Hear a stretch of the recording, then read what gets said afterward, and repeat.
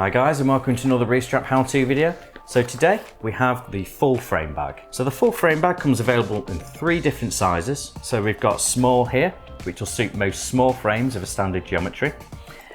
We've also got the medium, which is here. So I'll show you how to fit this in just a moment because we've got a medium bag right here. So this will fit most medium frames. And then we have the large. So this will fit frame size is kind of 58 centimeters and above. So if you've got a larger bike, this is perfect to fill that full frame geometry there.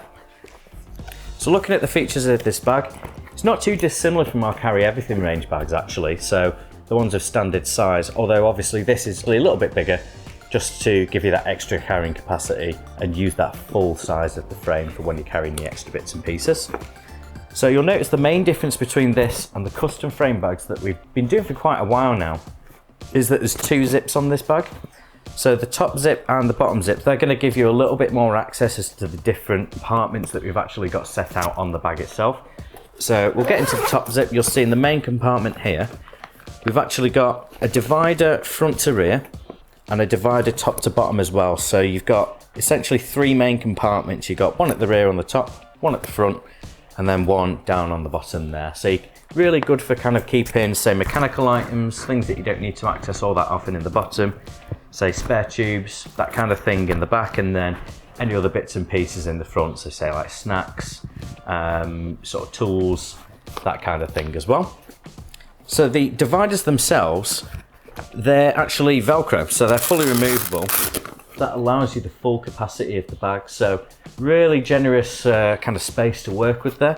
By keeping those dividers in place, you're actually adding to the structure of the bag as well, so it's going to keep things nice and tight between where the frame sits, so your legs won't be rubbing on it while you ride along. But if you did want to carry some extra bits and pieces, you've got that full capacity to work with as well if you want to. You'll notice on the inside we've got some Hypalon flaps here, so that does prevent items from kind of slipping down the sides where the dividers hit the ends. But you do have the option as well, if you did want to run, say, a hydration bladder in the bottom, you can move that flap out of the way so you can actually run the hose out of the top here.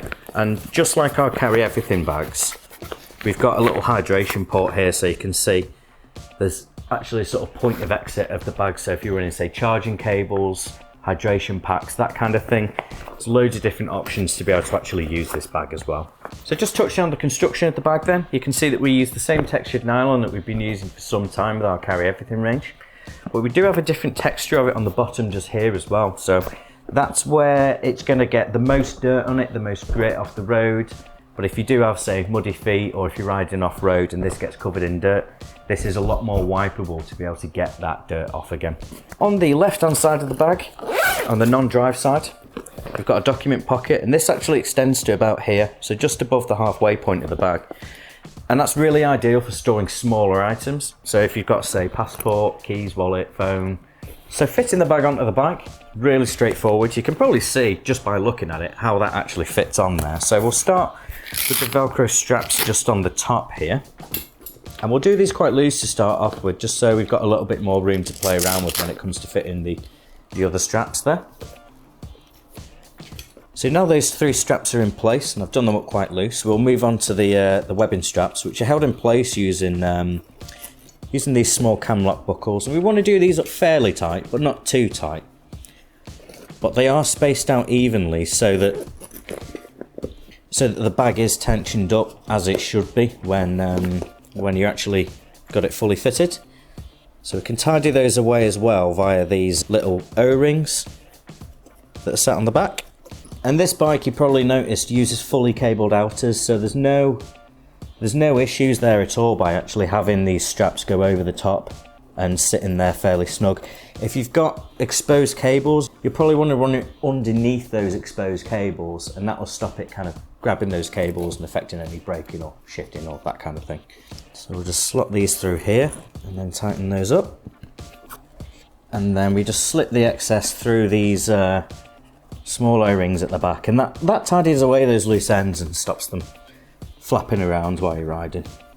Alright, so one last thing to do is just make sure these are all done up tight, because these have got grippy sections on them, and that stops the bag from kind of sliding around when it's all fully loaded. But you can see there already that that's Really secure fit. And if you've got any sort of questions about the sizings, do check out the sizing charts on the product pages as well. They're just below. But yeah, that's all fitted and ready to go.